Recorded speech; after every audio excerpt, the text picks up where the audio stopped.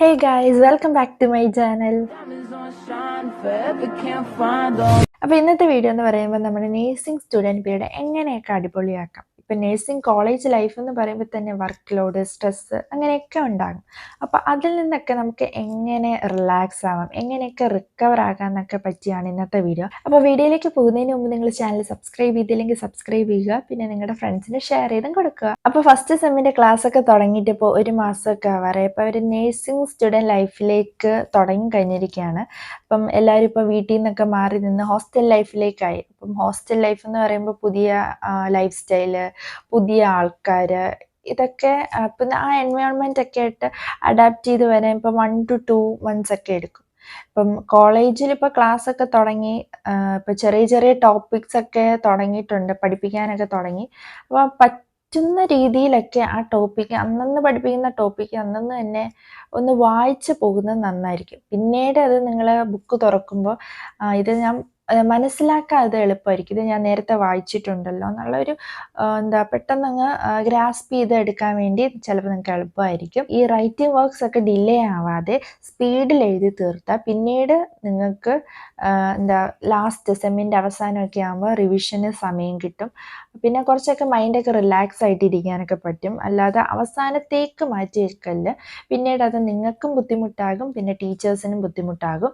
അതുകൊണ്ട് writing works തന്നെ maximum സ്പീഡിൽ എഴുതി തീർക്കാൻ നോക്കുക. ഇനി പറയേണ്ട ഒരു ഇമ്പോർട്ടൻറ്റ് കാര്യം എന്താണെന്ന് വെച്ചാൽ മേക്കിംഗ് ഫ്രണ്ട്സ്. ഇപ്പോൾ കോളേജിൽ ഇപ്പോൾ എല്ലാവരും ഒന്നിച്ച് ഇപ്പോൾ പല സ്ഥലത്തു നിന്നായിരിക്കും പല കുട്ടികളും വന്നേക്കുന്നത്. അപ്പോൾ എല്ലാവരും ഇപ്പോൾ ഒന്നിച്ചിരിക്കുമ്പം കമ്മ്യൂണിക്കേറ്റ് ഒക്കെ ചെയ്യും, അവരുടെ വീട്ടിലെ കാര്യങ്ങളൊക്കെ പറഞ്ഞായിരിക്കും ഒരു ഫ്രണ്ട്ഷിപ്പ് തുടങ്ങുന്നത്. അപ്പം കോളേജ് തുടങ്ങി 1 week ആകുന്നതിന് മുമ്പേ പലരും അടുത്തിരിക്കുന്നവർ ഇപ്പുറത്തൊക്കെ ഇരിക്കുന്നവരുടെ അടുത്ത് തന്നെ ഭയങ്കരമായിട്ട് ഓപ്പൺ മൈൻഡഡ് ആവും. പിന്നെ അവരുടെ സീക്രട്സ് ഒക്കെ ചിലവരൊക്കെ പറയാൻ തുടങ്ങി കാണും. എൻ്റെ ഒരു അഭിപ്രായത്തിൽ അതൊക്കെ ഇപ്പോൾ ചെയ്യാതിരിക്കുക. കാരണം നിങ്ങൾ നിങ്ങളുടെ ഫ്രണ്ട്സിനെ തിരഞ്ഞെടുക്കുമ്പോൾ അവരുടെ ക്യാരക്ടർ, അവർ നിങ്ങളോട് എങ്ങനെ ബിഹേവ് ചെയ്യുന്നു എന്നെല്ലാം നോക്കിയിട്ട് വേണം നമ്മളൊരു ഫ്രണ്ട്സിനെ ചൂസ് ചെയ്യുക എന്നുള്ളത്. പിന്നെ ഒരു ബെസ്റ്റ് ഫ്രണ്ട് എന്ന് പറയുമ്പോൾ ഒരു മാസത്തിനുള്ളിലൊന്നും കിട്ടത്തൊന്നുമില്ല. ഇപ്പം ഇറ്റ് വിൽ ടേക്ക് ടൈം. അതായത് ഒരു 1 year എങ്കിലും എടുക്കും നമ്മുടെ സീക്രട്സും നമ്മളുടെ ഓപ്പൺ മൈൻഡും നമ്മുടെ ഫാമിലിക്കാരെല്ലാം തുറന്ന് പറയാൻ പറ്റിയൊരു ഫ്രണ്ടിനെ കിട്ടണമെങ്കിൽ ഒരു വർഷമെങ്കിലും എടുക്കും. അപ്പം അതിനൊക്കെ ആയിട്ട് നമ്മൾ സമയം വെയിറ്റ് ചെയ്തിരിക്കുക. നമ്മുടെ ഒരു നല്ലൊരു കൂട്ടുകാരനെ അല്ലെങ്കിൽ കൂട്ടുകാരിയെ കിട്ടണമെങ്കിൽ ഇറ്റ് വിൽ ടേക്ക് ടൈം. അപ്പം അവരുമായിട്ട് നല്ലതായിട്ട് കമ്പനിയൊക്കെ കൂടി നല്ല ഫ്രണ്ട്ഷിപ്പായിട്ട് ഈ കോളേജ് ലൈഫ് നന്നായിട്ട് പോയാൽ കുറച്ചൊക്കെ നമ്മുടെ മൈൻഡൊക്കെ റിലാക്സ്ഡ് ഒക്കെ ആവും. കാരണം എന്താണെന്ന് വെച്ചാൽ ഇപ്പോൾ ഹോസ്റ്റൽ കാര്യത്തിൽ തന്നെ പാരൻസിനെ എപ്പോഴും അങ്ങ് ഇൻവോൾവ് ആക്കാൻ പറ്റില്ല. അപ്പം എന്തെങ്കിലും പ്രശ്നമുണ്ടെങ്കിൽ നമ്മുടെ ഫ്രണ്ടിനോട് പറഞ്ഞാൽ മതിയല്ലോ. അപ്പോൾ അവർക്ക് എന്തെങ്കിലും സൊല്യൂഷൻ തരാൻ പറ്റുമെങ്കിൽ അത് ഏറ്റവും നല്ലൊരു കാര്യം തന്നെയാണ്.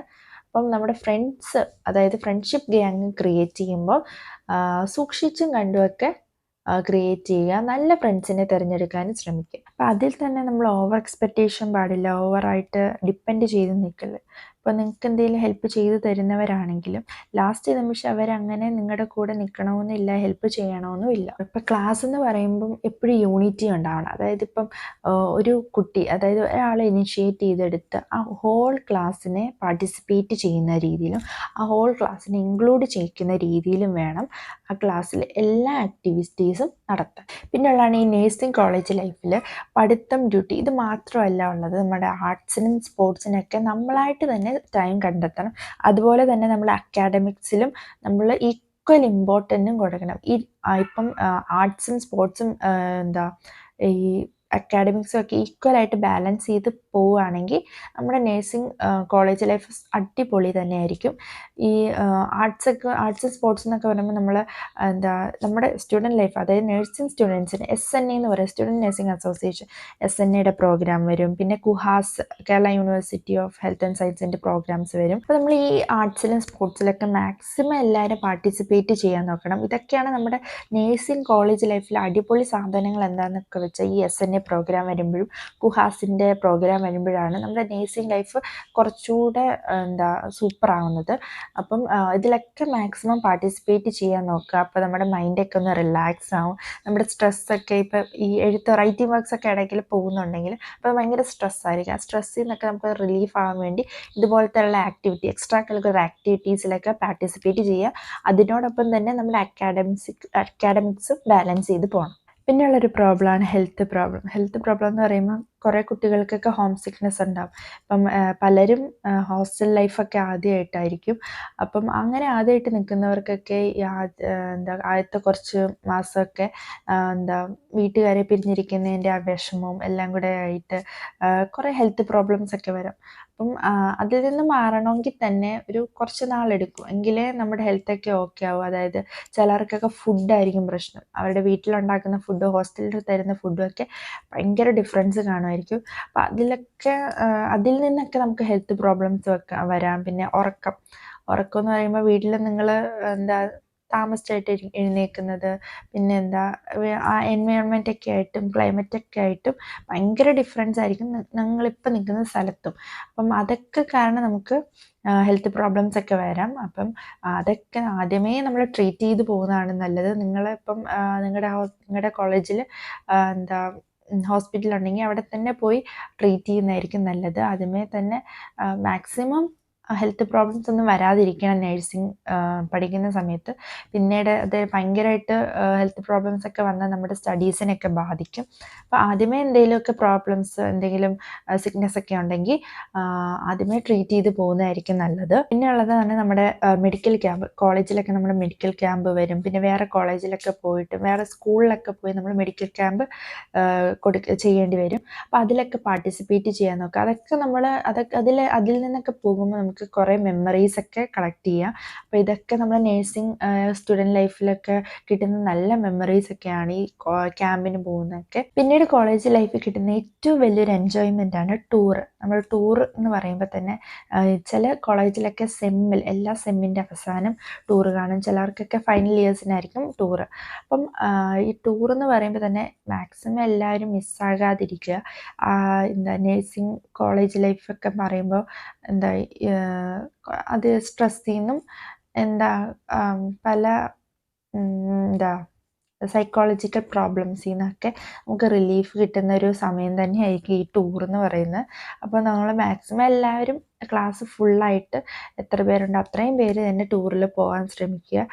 അതിൽ നമുക്ക് നല്ല എൻജോയ്മെൻറ്റ് കിട്ടും, നല്ല നല്ല മെമ്മറീസ് കളക്ട് ചെയ്യാൻ പറ്റും. അങ്ങനെ മാക്സിമം എൻജോയ് ചെയ്ത് തന്നെ ടൂർ പോയിട്ടൊക്കെ വരണം. പിന്നെ പോക്കറ്റ് മണിയൊക്കെ സേവ് ചെയ്ത് വെക്കണം. നിങ്ങൾക്ക് നിങ്ങളുടെ ഫ്രണ്ട്സൊക്കെ ആയിട്ട് എന്തെങ്കിലും ഔട്ടിങ്ങിന് പോകണമെങ്കിൽ തന്നെ നമ്മുടെ ഈ പോക്കറ്റ് മണി കൊണ്ടൊക്കെ ഫ്രണ്ട്സായിട്ട് ഔട്ടിങ്ങിനൊക്കെ പോകാൻ പറ്റും. പിന്നെ ഞാൻ മെയിൻ ഒരു കാര്യം പറയാൻ മറന്നുപോയി, ഉറക്കം. നമ്മൾ എത്ര റൈറ്റിംഗ് വർക്ക്സ് ഉണ്ടെങ്കിലും നമ്മൾ പറ്റുന്ന പോലെ നേരത്തെ ഉറങ്ങാൻ ശ്രമിക്കുക. എൻ്റെ ഒരു അഭിപ്രായത്തിൽ ഞാൻ ചെയ്യുന്നത് എന്താണെന്ന് വെച്ചാൽ, ഇപ്പോൾ എനിക്ക് ഈ ക്ലിനിക്സൊക്കെ ഉള്ളപ്പോൾ ഞാൻ ചെയ്യുന്നത് എന്താണെന്ന് വെച്ചാൽ, അപ്പോൾ ക്ലിനിക്കുള്ള സമയത്താണ് എനിക്ക് റൈറ്റിംഗ് വർക്ക്സൊക്കെ കുറേ ഉള്ളത്. അപ്പോൾ ഞാൻ ചെയ്യുന്നത് എന്താണെന്ന് വെച്ചാൽ, ഇപ്പം കോളേജിൽ പോയിട്ട് ഈവനിങ് വരുമ്പോൾ, അതായത് ക്ലിനിക്കിലെല്ലാം പോയിട്ട് ഈവനിങ്ങിൽ വരുമ്പോൾ ഞാനൊരു 1 hour ഒന്ന് ഉറങ്ങും. 1 hour ഒന്ന് ഉറങ്ങിക്കഴിഞ്ഞിട്ട് ഞാൻ രാത്രി എഴുതാൻ വേണ്ടി ഇരിക്കാറുള്ളൂ. അപ്പോൾ ഒന്ന് ഉറങ്ങിക്കഴിഞ്ഞ് എഴുന്നേറ്റ് എഴുതാതിരിക്കുമ്പോൾ നമുക്ക് പിന്നീട് ഉറക്കക്ഷീണമൊന്നും ഉണ്ടാകത്തില്ല. നമുക്ക് ആ രാത്രി എത്ര ടൈം വേണേലും ഇരുന്ന് എഴുതാൻ പറ്റും. അപ്പോൾ രാവിലെ നമുക്ക് താമസിച്ചാണെങ്കിലും എഴുന്നേറ്റാൽ മതി. അങ്ങനെ ഒന്ന് ഉറങ്ങി എഴുന്നേൽക്കുകയാണെങ്കിൽ ഏറ്റവും നല്ലതായിരിക്കും. രാത്രി എഴുതാൻ ഇഷ്ടമുള്ളവർക്ക് ഞാൻ ഈ പറയുന്ന ഒരു ഈവനിങ് വന്ന് 1 hour കിടക്കുകയാണെങ്കിൽ രാത്രി എഴുതാനൊക്കെ നല്ല എളുപ്പമായിരിക്കും. അല്ലാതെ ഉറക്കക്ഷീണമൊന്നും വരത്തില്ല. അല്ലാത്തവരാണെങ്കിൽ മാക്സിമം സമയം കണ്ടെത്തി രാത്രി നേരത്തെ കിടക്കാൻ നോക്കുക. എന്നിട്ട് രാവിലെ നേരത്തെ എഴുന്നേൽക്കുന്നവരൊക്കെ ആണെങ്കിൽ രാവിലെ നേരത്തെ എഴുന്നേറ്റ് എഴുതാൻ നോക്കുക. അപ്പോൾ ഇതൊക്കെയാണ് നമ്മുടെ നേഴ്സിംഗ് കോളേജിൽ എൻജോയ് ചെയ്യാൻ പറ്റിയ കാര്യങ്ങൾ. അപ്പോൾ ഇതൊക്കെ മാക്സിമം എല്ലാവരും പാർട്ടിസിപ്പേറ്റ് ചെയ്യുക, എൻജോയ് ചെയ്യുക. നമ്മുടെ college life, nursing college life എന്ന് പറയുമ്പോൾ ഈ ആർട്സ് സ്പോർട്സൊക്കെ വളരെ ചുരുക്കത്തിലേ വരാറുള്ളൂ. അതായത് SNA പ്രോഗ്രാംസും കുഹാസിൻ്റെ പ്രോഗ്രാംസും മാക്സിമം എല്ലാവരും അതിൽ തന്നെ ഇൻവോൾവ് ചെയ്യുക. ക്യാമ്പൊക്കെ ഉണ്ടെങ്കിൽ അതിൽ പോവുക. ഇതിലൊക്കെയാണ് നമ്മൾ കുറേ മെമ്മറീസ് ക്രിയേറ്റ് ചെയ്യുന്നത്.